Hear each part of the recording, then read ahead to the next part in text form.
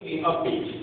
In fact, he was exercising, pulling himself up on a bar that had above the bed. And when Annie went in, he was absolutely positive. And he said, "Annie, tell the boss I'm not going to be there for the next rotation, the next combat rotation you do go." She said, "But I'm going to be for the one after that."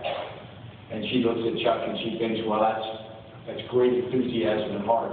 But that's not very realistic." But she doesn't say that, obviously.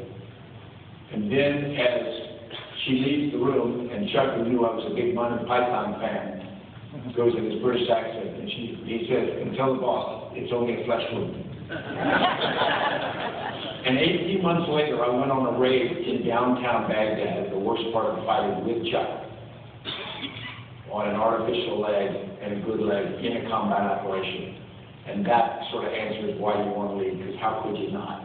And so in organizations like all of us represent, you work for and with people that humble you. The thing that I care about, obviously,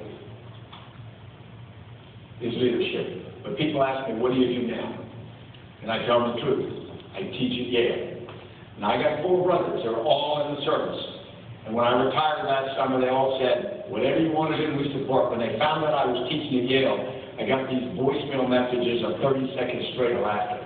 And of course, the irony for me is great, because I could never have gotten in Yale, but I'm grading for papers, so it's really And I had a ranger at Yale working for me for many years, and when I resigned, he called to check on us, and he said, "Boss, how you doing?" I said, "I'm okay." He said, "How's Annie?" I said, "She's fine."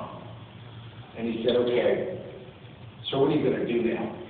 I said, "Ray, I think I'm going to go to Yale for a while."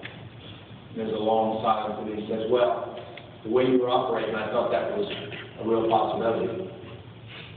And I said, "Ray, we're not talking jail, we're talking Yale." And he said, and there was another long silence as he processed and said, and he said, "Boss, I think we can bust you out of there." And I keep that in my back pocket because I think someday I may need to do that. When I talk about leadership.